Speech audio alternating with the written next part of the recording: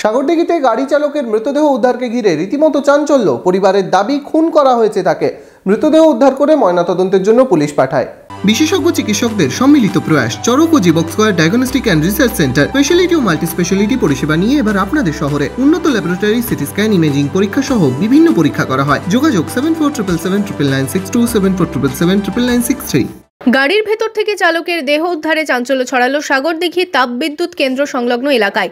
পরিবারের দাবি গাড়ি চালককে খুন করা হয়েছে। কিভাবে মৃত্যু তা খতিয়ে দেখছে পুলিশ।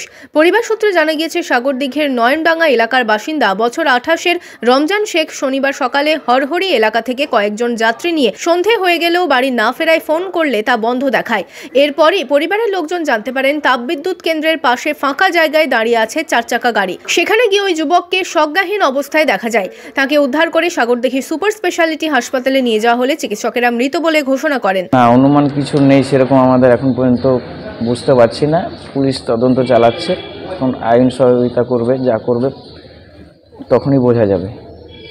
আচ্ছা, যে মারা গেছে তার নাম কি? রমজান শেখ মারা গেছে, বাড়ি নয়নডাঙ্গা। কে হচ্ছে? ওটা আমার নিজের দাদা, আমার মেজদা।